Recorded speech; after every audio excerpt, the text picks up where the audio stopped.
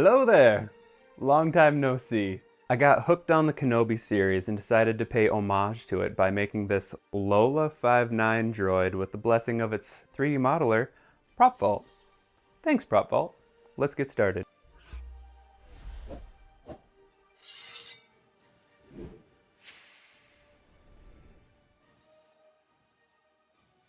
After a super easy and fast 3D print, the parts were slid off the printer and laid out onto the work table. The supports that printed under the floating pieces were removed with a variety of tools. Sanding commenced by using rotary tool and sandpaper. Once I was properly satisfied with how all the pieces were looking, the pieces were cleaned up and glued for their first coat of filler primer out in the garage. Upon request, I certainly will show more of my process for painting in electronics. Good idea. Primer is pretty straightforward. I applied a nice even coat to all visible areas that I wanted to finish, then waited for them to fully dry. After the primer is fully dried, it was sanded away until I reached the print lines on the 3D models. The process was repeated until I had a smooth surface. Each prop takes a different amount of time to finish, so it's hard to give a finite amount of time that it takes to apply and sand away primer. The Lola print, however, took about 4 or 5 coats. I even ran out of my first color of primer and had to move on to another can. After the final coat of primer was applied to all the parts, I was finally able to apply some color. When applying silver paint, I have found that the type of silver you get is highly dependent on the base color underneath of it. For the legs, base, inner detail pieces, hip, and middle ring, black paint was applied. Once dried, the base, legs, and hip got a nice even coat of silver. After carefully looking at the pictures of the droid, I decided that it would be easiest if the top of the droid and the wings had a base coat of a glossy white. Here's a quick shot of all the pieces after everything dried. Everything's looking pretty good. Let's head back down to the set. All the pieces were removed from their painting stands and set on the work table. Painter's tape was applied to the top of the head and the wings. These pieces got glued back up and hit with a little red paint while the hip and the legs were measured for felt. I like to occasionally make my life much more difficult and need to justify large purchases. An exact size circle was created in Photoshop, then cut out with a laser cutter. Did you know that you could just vectorize images and save a lot of time using this thing? Yeah, me neither. A rare earth magnet was applied to the middle of the hip, then felt was applied over the top of that. After the middle ring was glued to the lower body, I was ready to get started brush painting the now dried top and wing pieces. Yes, what a wonderful time lapse of black paint getting brushed on as long as the sentence is being spoken.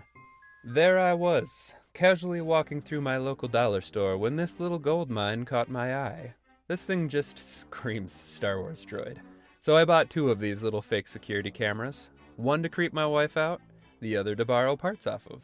We'll play with that later though. Let's get back to business. I opened some holes in the top of the droid with the drill, then glued in the inner detail pieces under the wings. Yellow and black paint was applied to the trim lines, then wiped away, leaving that crisp separation. Lola appears to have a lot of weathering from handling and use in the episodes, so a little washed out paint was applied and wiped off until I liked what I saw. Let's disassemble our fake camera. The lens popped right into the center eye like it was made for it. That's nice. Looks like our circuit's going to be powered by the 2 AA battery housing donated by the camera. In the included 3D files, there are models for each of the 2 lenses. I used each of these models to trace how big the lenses and light diffusion layer needed to be. The lenses and light diffusion circle was cut out slowly and carefully using a scroll saw. The eye was used to line up where I wanted to drill screw holes. The freshly cut lenses and diffusion plastic was then trimmed and cleaned up with a rotary tool, then easily popped into the silver eye rings. Onto the electronics.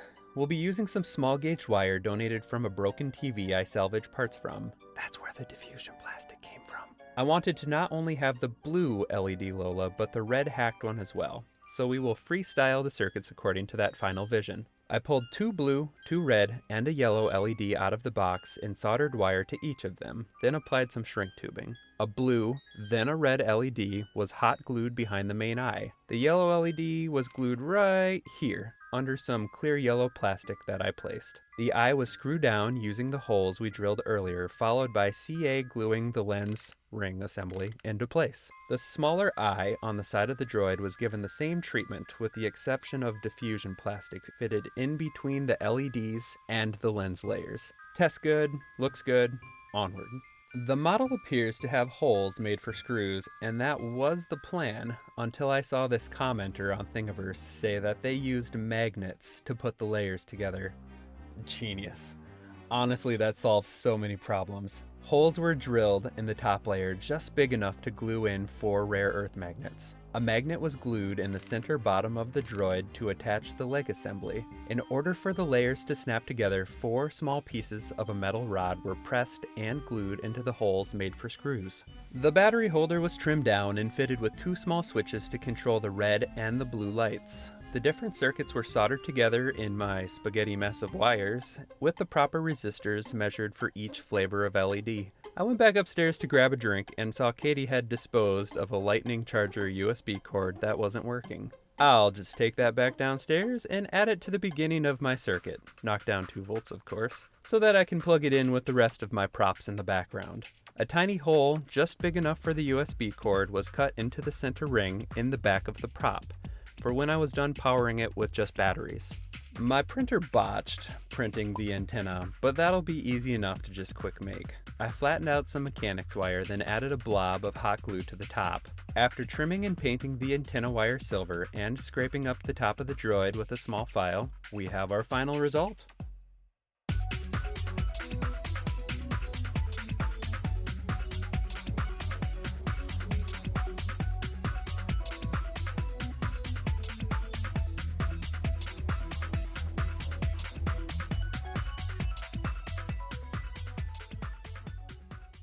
Thanks again to Prop Vault for giving me permission to make this video. Prop Vault uploaded pictures of their finished model that are way cooler than my build, so click the link below and check them out. Download the 3D files while you're there and make one of these for yourself. I'm telling you, it was a lot of fun to build. I have a lot more labor-intensive builds coming up along with retro repair videos, so feel free to subscribe and hang around. It'll be a good time. Thanks again for watching. We'll see you next time.